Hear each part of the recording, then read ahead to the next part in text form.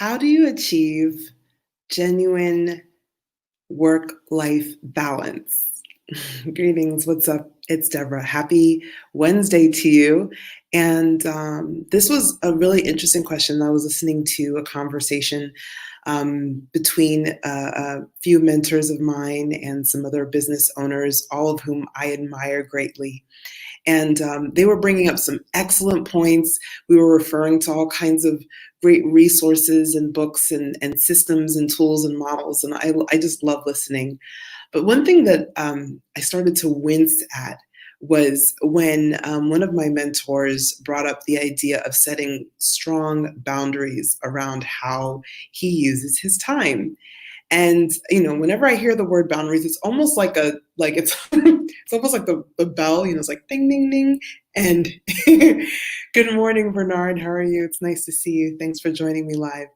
And as soon as I hear boundaries, my ears perk up. And most of the time, I do a little bit of a wince, and I'm going to share with you why in just a minute. But what I wanted to say is that Global Village Leadership Mastery, the personal track, we're getting started next week, November 2nd. So if you know that you are serious about up-leveling your leadership and you want to take all the lessons learned from this year and turn them into something pretty impactful and powerful next year, then go ahead and send me a message or comment Global Village, and I will share with you the details of all that's involved there.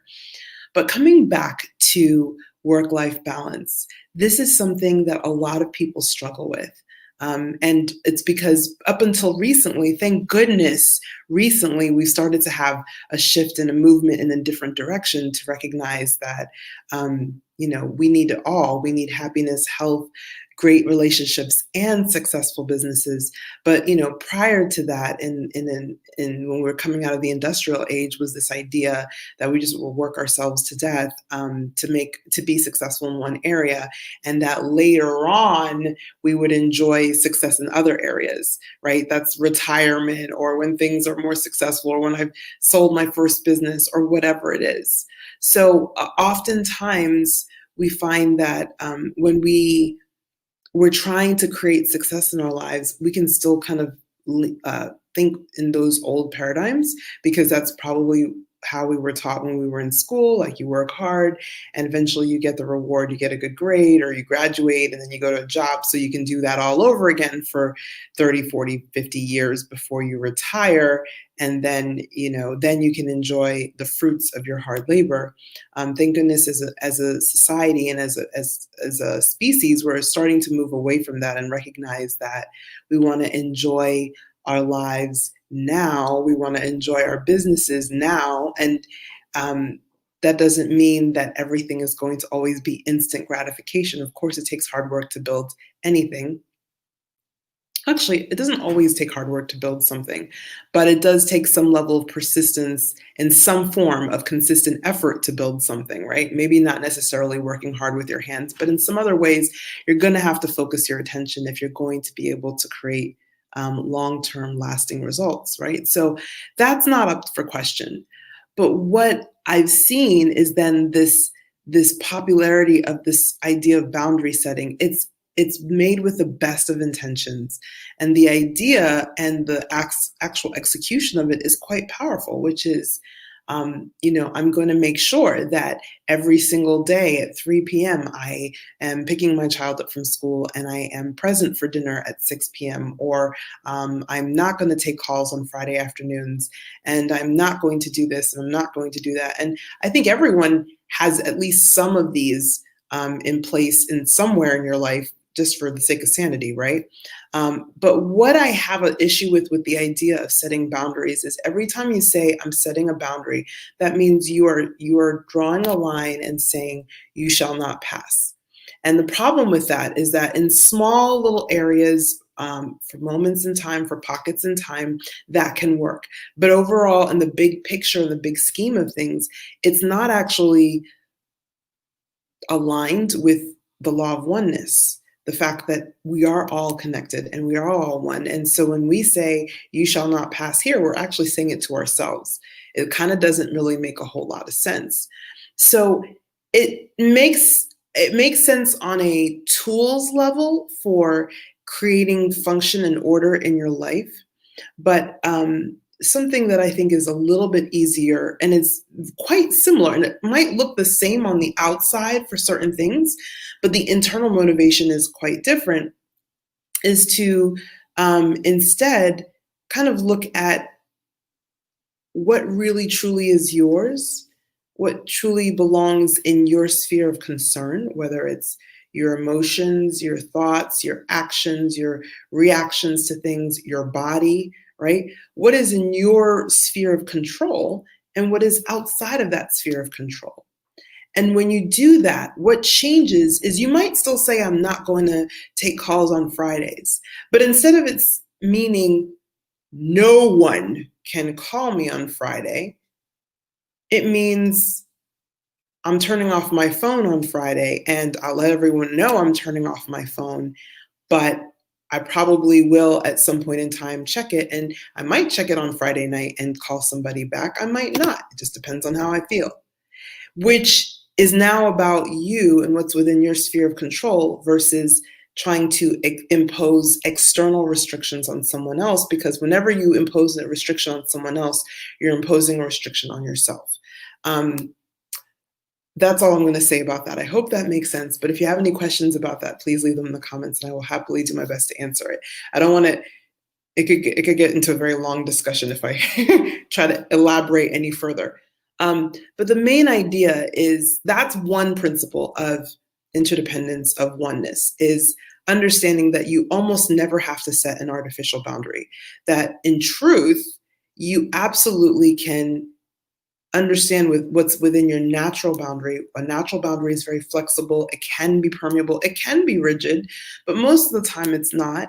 And recognizing that every single boundary represents a restriction. And if you don't want to live a restricted life, then there are other ways to create more time for yourself and more balance for yourself without restricting yourself in some way. So these are some of the things that I really love talking about when I talk about oneness. And it's really great when you've mastered the basics of how to like structure things, because then you can really see like, you can really feel and sense the freedom. If you're not great at structuring your time and doing things, then what will happen is it will feel a little bit different. It may feel a little bit more restrictive at first, but eventually it'll also feel quite freeing, but it'll just feel different because you're at a different place in your journey. And that's perfectly fine. There are no bad places on our journey. It's just a journey. That's all it is. And as we grow and as we learn, hopefully we share with others what we're learning, right? If you're a purpose-driven leader, if you are a disruptor, if you are here to shift some paradigm, then you are here to change the way people see things and to change the way people react to things, and not by trying to control them, but by genuine, authentic, real influence. That's how we make a positive impact on the world. And the only way that you can do that is if you yourself are free to be yourself. And so, in a world where often we are programmed with what we are supposed to appreciate, what we're supposed to like, how we're supposed to live. And there's different types of programming, right? There's like the old school, like I mentioned earlier, the industrial age kind of programming where you feel like, okay, I'm supposed to work hard and then, get a degree and then go to work and then, get promoted and then get a corner office and then retire and then enjoy my family and time off and relaxing. That's one storyline, right? Another storyline is I'm supposed to work hard as an entrepreneur and, prove my salt, prove my worth, and show up in crazy ways and have these great big visions and dreams and work. And then at some point in time, sell the company or, hire a CEO and then go relax and retire and have Mai Tais with my family. And maybe that happens a little bit earlier if you're an entrepreneur in the entrepreneur story than in the employee story. Maybe it happens in your 40s instead of in your 60s or 70s, right? Like that's probably like the main difference I'd see between the two of them. Plus also the fact that you just have a lot more control of your life and your time. But then this is a third, narrative where you're fully engrossed and you love your work, but you're really only doing the work that you're really exceptional at doing. You're allowing other people to take over the parts that they're exceptional at doing and that you're not. And you are allowing new things to be brought to birth that are outside of your control you're okay with that because you know what is within your sphere of control and you're very much at peace with that, and you know that you don't allow in things that will disrupt that peace. And so thus you have the ability to be say yes a lot more, to be a lot more relaxed, and to let things unfold as they may.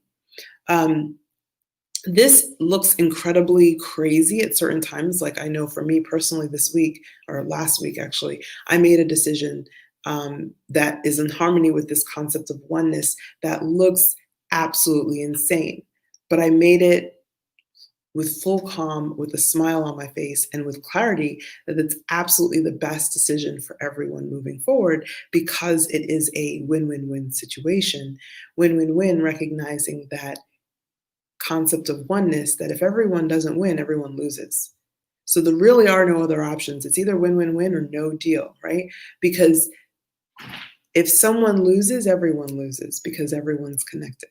So this is the idea of oneness. Now, if you're interested, if you're fascinated with how this would play out in your leadership, if how this would play out and how you run your business, and how it would play out in how you would serve your clients, your customers, and the people that are impacted by the work that you do, by your socially conscious enterprise or by your disruptive enterprise, then please comment Global Village below or send me a message and type Global Village, and I'm happy to share with you the details of this upcoming leadership mastery. Basically, it's like an apprenticeship mastery program, and I'll send those over to you. So look forward to seeing your thoughts on work-life balance in the comments, and enjoy the rest of your Wednesday. Much love. Bye.